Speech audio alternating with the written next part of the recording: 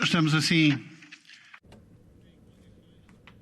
That means we are now able to move on to the next item of our agenda. This is a recommendation for second reading put forward by Mr. Krasnodębski on the European Defence Fund.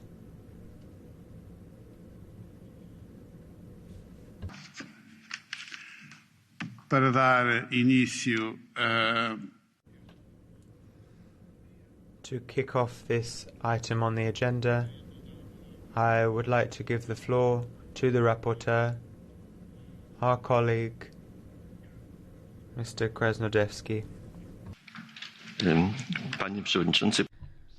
President, Commissioner, I have to say I am extremely happy that after 3 years, over 2 terms of office, 5 trilogues, 3 presidencies, and numerous number of meetings with shadow rapporteurs. Actually, the composition was changing all the time as well. Finally, we have a chance to conclude legislative procedure in the second reading.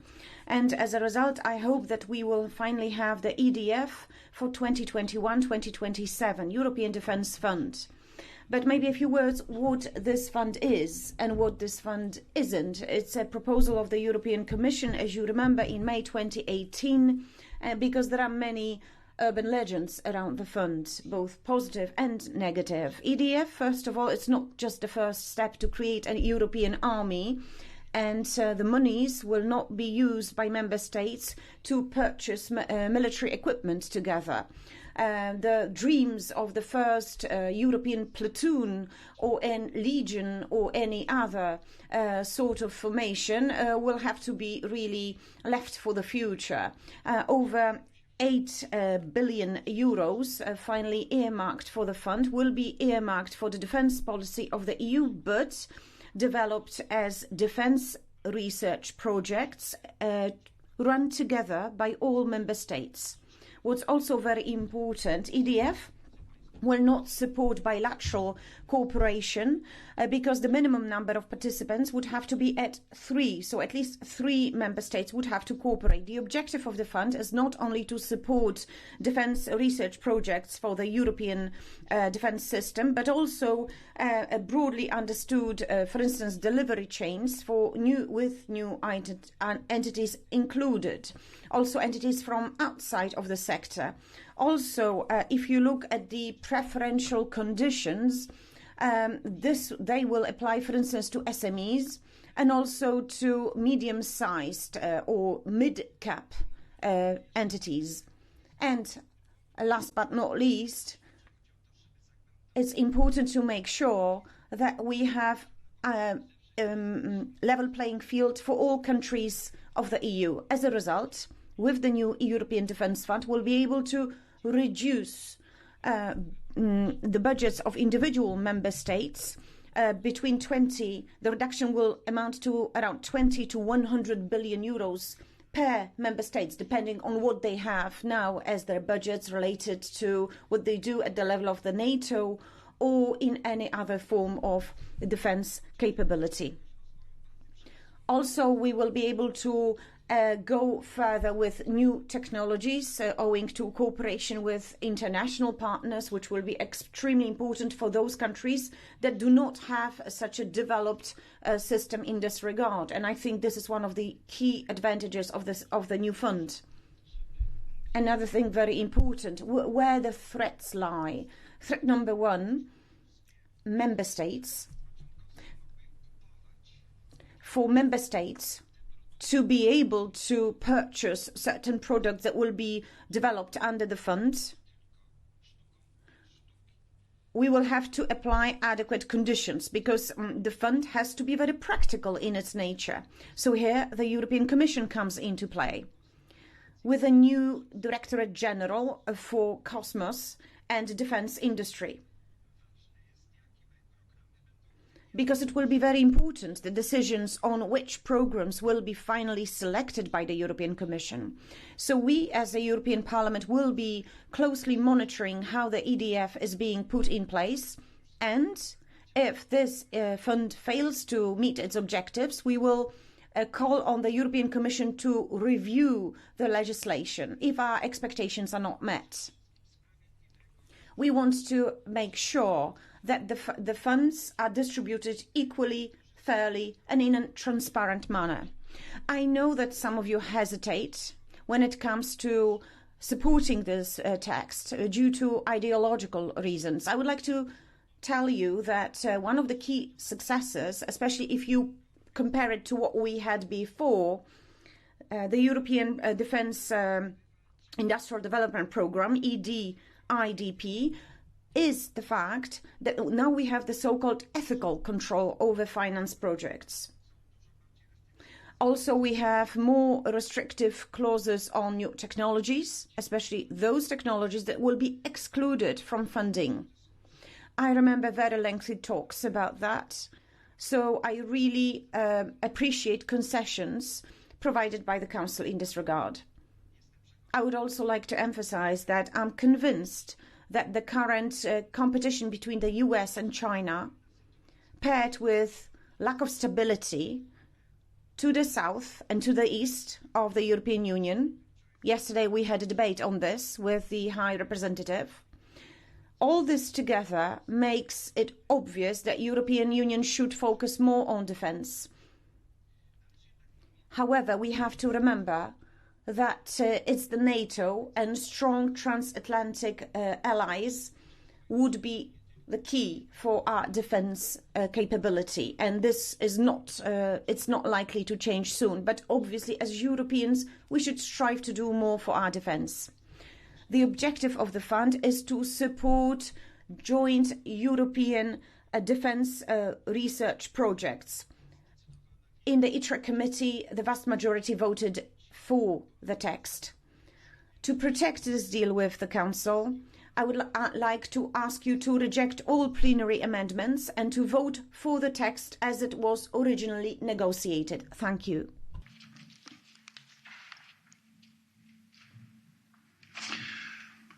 Thank you. Thank you very much. Now let me welcome Commissioner Thierry Breton. And Commissioner, you got the floor to intervene in our debate. Thank you.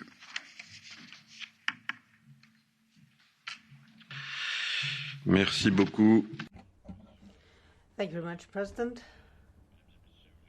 Ladies and gentlemen, members of the European Parliament, rapporteur, I'm very happy to be here today to talk to you about defence, and more specifically about the European Defence Fund. First of all, I'd like to thank Mr. Krasnodebski for the work he's done for ITRE as rapporteur, and also Mr. Boussoy, the President of the Committee, and all the shadows. This has taken a long time, of course. It's long-term work, this issue that we're talking about this morning in this chamber. And I really would like to thank everybody who's played an important role throughout these months in order to underpin the ambitions of the EDF, and particularly Jean-Claude Juncker. The European Defence Fund is a significant point in our integration in Europe. We have different types of defence throughout Europe, and we have different views of defence. However, while taking account of all sensibilities, we have to somehow get beyond this and to find agreement for industrial cooperation in the context of defence. This is a historical step forward.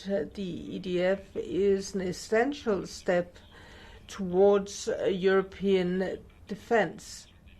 It is a new development in our interdependence for defence and in our ability to build bridges for real European defence. We can no longer be dependent on choices made by others.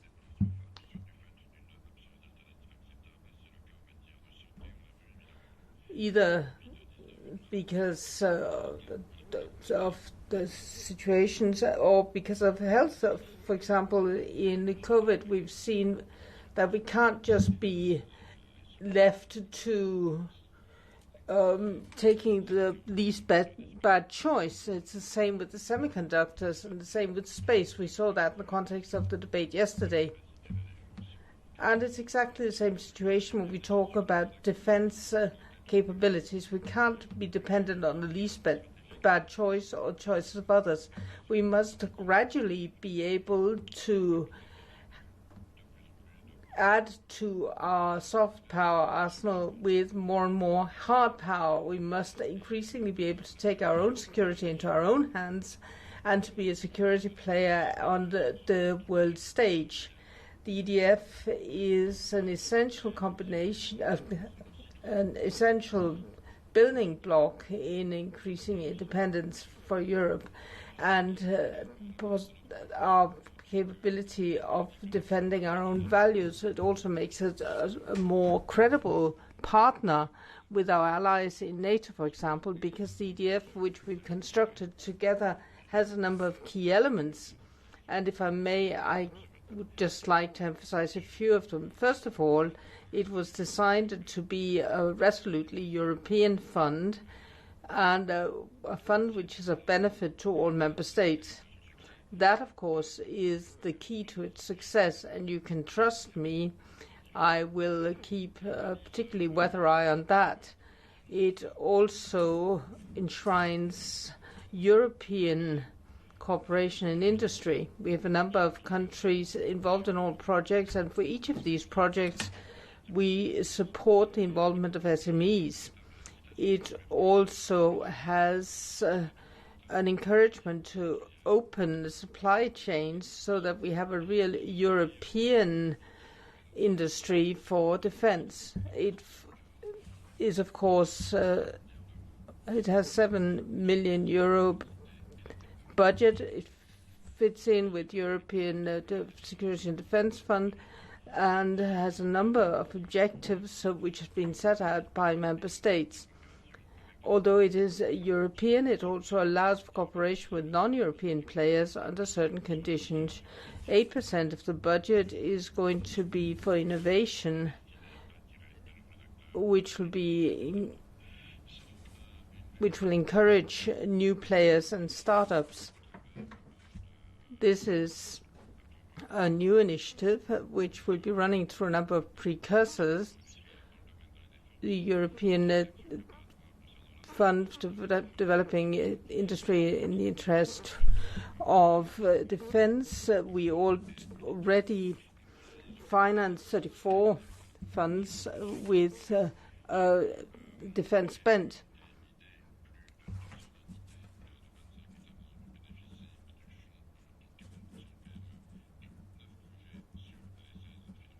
Nine out of the 16 projects which are being funded are being defended. We also have 200 other projects being funded, including some for Norway, which shows that we really constructed a forward-looking market. We'll continue to work on this. Ladies and gentlemen, members of the European Parliament, I would like to conclude by saying that with the European Defence Fund, we have a paradigm shift in the context of cooperation for European defence. This is essential for the place of Europe in the world. You can, of course, count 100% on my commitment to ensure that we fulfill this ambition. Thank you.